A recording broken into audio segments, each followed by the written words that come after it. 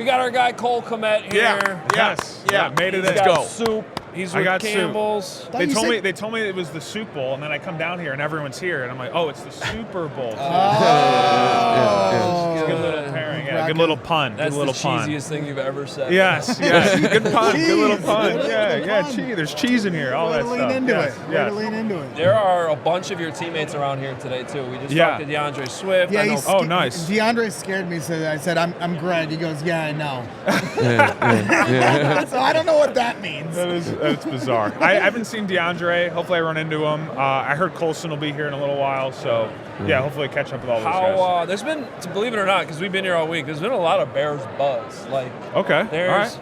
I'll tell you this, we had a nice dinner last night, and the server was like, man, I was hoping the Bears were going to be here. They were just so much more fun to watch. Yeah, we were fun to watch. Yeah. It was fun to play this year. Obviously this was the goal to be here, and too bad we're not here now, but a lot to aspire towards for next year. So let's go back to the throw. You're in the end zone. You did a little hip check. The ball's in the air. Can you just I know you've talked about this, but I want to hear it again. Like in the moment, ball's in the air. What's going on?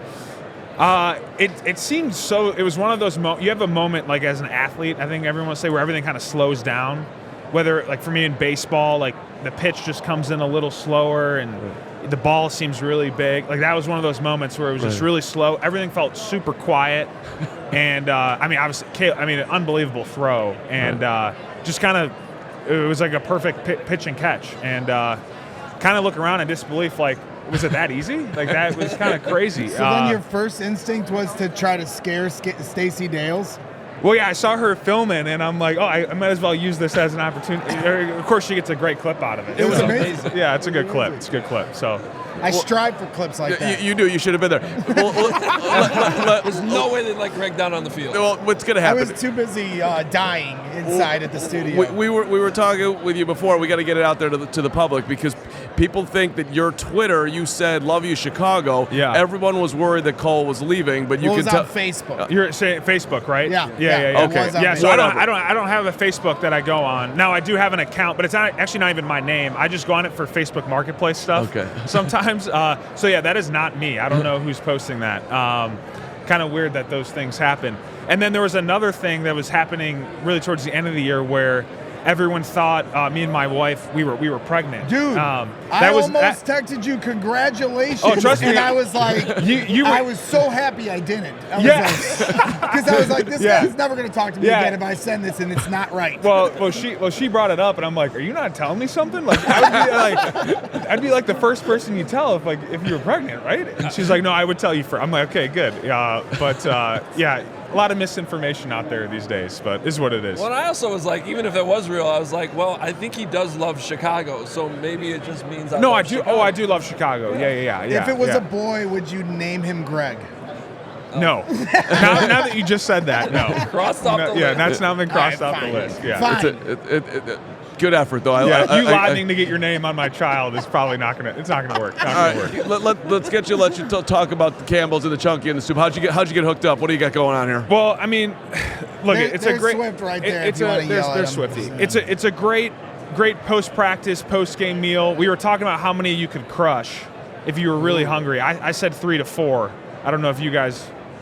How many of these cans? 4 of those. Oh, the cans. The cans. How many of those cans could you crush? Whoa, this is Buffalo style chicken mac. Yeah, that sounds phenomenal. New flavors, a little tailgate style. 15 grams of protein. Not bad. I'd crush them all right now. Just drink it right out of the can. Just drinking right out of the can. Yeah. All right. Is that what you want me to do? I loved your messaging after the game. Like, just your perspective.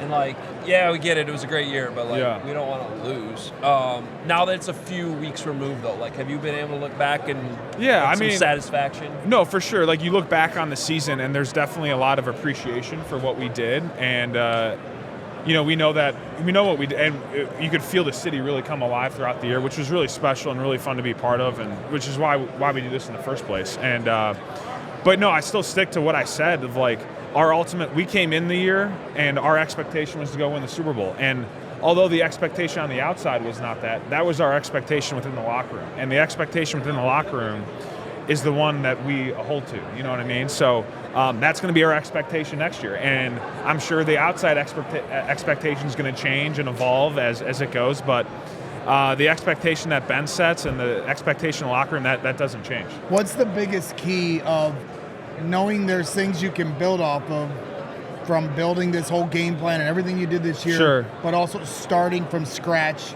from a mentality or a X's and O's standpoint? Yeah, well, there's a lot to that, and I think what Ben says, like in terms of it starts all over, I do believe in that.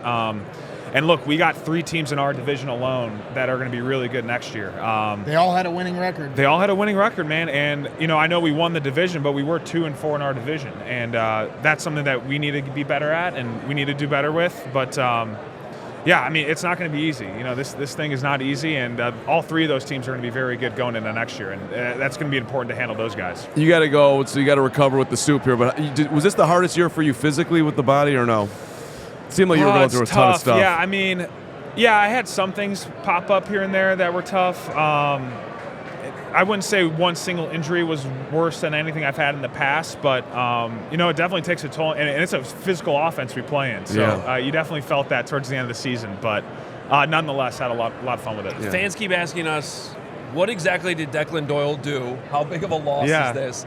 How much did you come to appreciate what he gave you guys as the OC underneath Ben Johnson, and then the opportunity he got to go coach Lamar Jackson and the Ravens? For sure, yeah. Well, first of all, great opportunity for Declan, and we're all super happy for him. Anytime you guys can elevate in this league, you always want guys to do that. So that was really cool to see. But I'll speak on what I saw from what Declan did for us in terms of, kind of running some of those meetings on Friday and Saturday, where I'm sure Ben's tidying up some stuff with the game plan or pregame things, wherever that has to be, and handling our walkthroughs on Saturday morning. That was big, and then the halftime adjustments. That was Declan kind of leading that deal, kind of walking us through what the openers would be. So, I know people think, just because he didn't call plays that, what is he doing? He's doing a lot of work for the offense, and I know the players felt that every day.